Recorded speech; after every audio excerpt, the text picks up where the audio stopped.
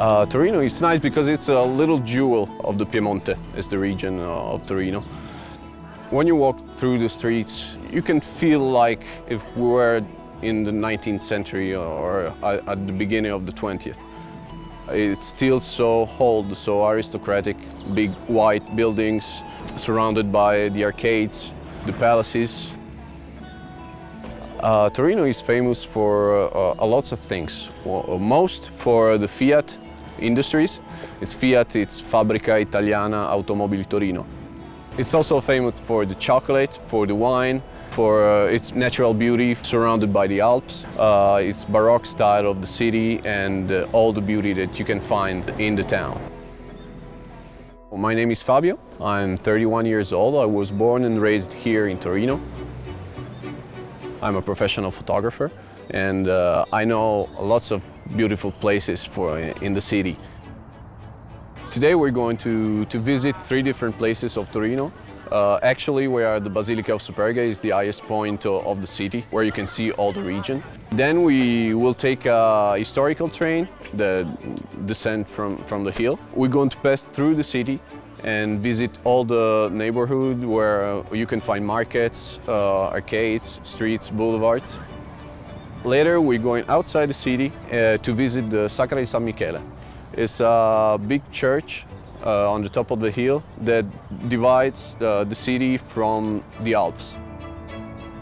So we are at the Basilica of Superga. It was built by Guarda, and it's also known for a tragedy that happened in 1949 where a plane crashed and the entire Torino soccer team died during the crash. It was the best team ever, maybe, that we had in Italy. And here is the memory of them. Soccer in Italy, it's pretty a religious thing. Everyone loves soccer, and this is the memory of the team. All the supporters comes here, and it's still very felt by the people. Let's go to take the historical train right now and going down to the city and visit all the beauty of it.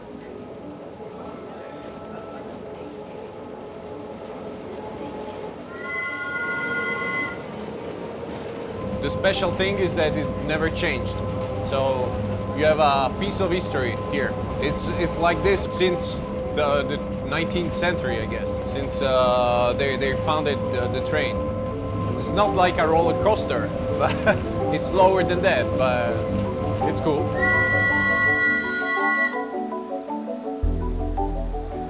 We are in the heart of Torino, in the city center. It's the Via Roma. As you can see, there are lots of arcades. They were originally built for the king because it's a funny story. He didn't like to get wet, so they built it for him to let him walk easily when it rains. There are kilometers of arcades in Torino. We are known also for that. And as you can see here, we have the biggest gallery in town. It names Galleria San Federico.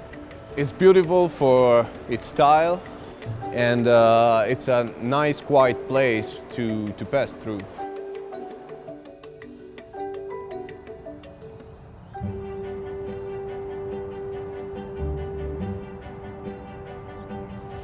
Right now we are in the Piazzetta 4 Marzo. It's a small square where you can find lots of bars. You can lunch outside in a beautiful day like this. It's in the middle of the Quadrilatero Romano. It's a neighborhood with all small streets. It is one of the ancient part of the city. It's a big difference from the other neighborhood, this one, because you're just behind the city center and you can find some peace and relax here because it's like a small village. The first one that we're going to visit is the Bicerin Cafe.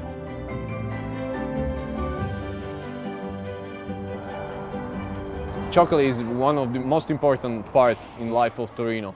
We have a long tradition of industries that works with chocolate. You can find one of the finest and purest chocolate in the world here in Torino and in the region. I take you in the Bicerin Cafe. It's the oldest one in Torino. It was founded in the 18th century. and it's famous for the biccerin. It's the oldest and traditional drink of Torino, and it's made by coffee, chocolate, and cream. I'm in love with chocolate of Torino, of course. We are just near the largest open-air market in Torino, so we're going to show.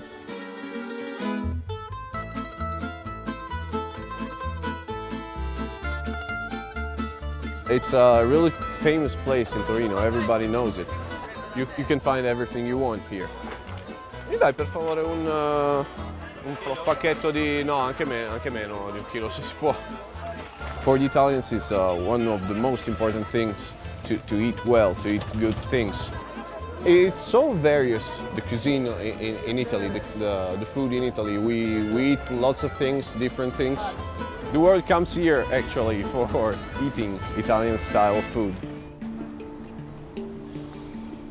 Turin is full of symbols and signs about the war between good and evil forces.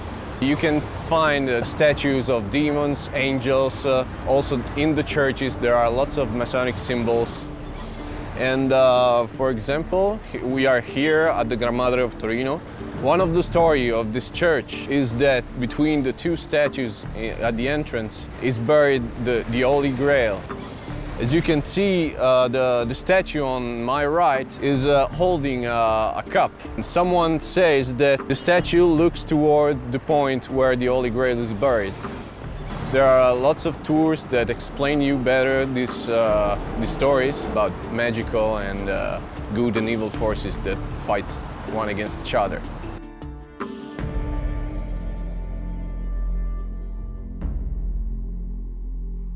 Just behind my shoulders you can see the monastery.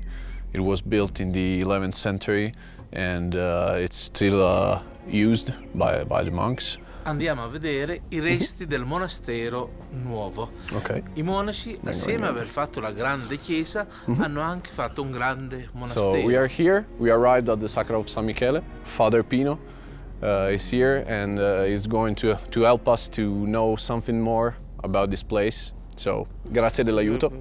Well, welcome.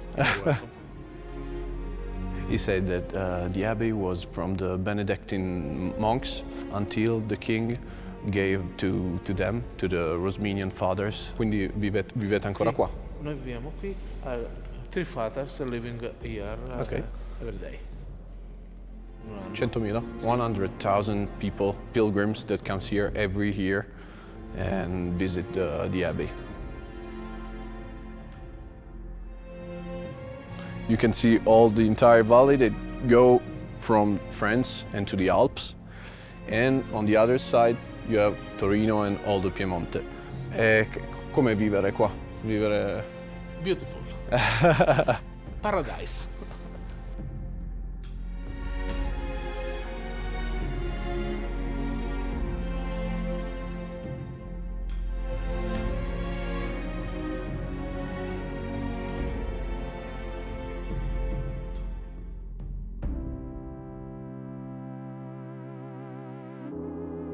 Eccomi. Ciao Luca, com'è? Bene, tu? Tutto bene, tutto La giornata? bene. This is my home, this is where I live with my girlfriend, Elisa. Hello. And this is where I work. Right now I have just to change my clothes and let's get to the city center for some nightlife with my friends.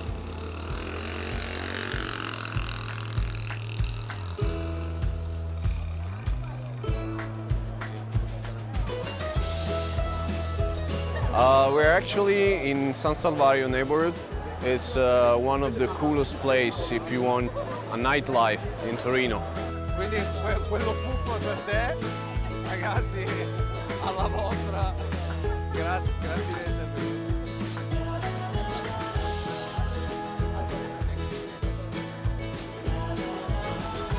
Thanks for the experience and cheers.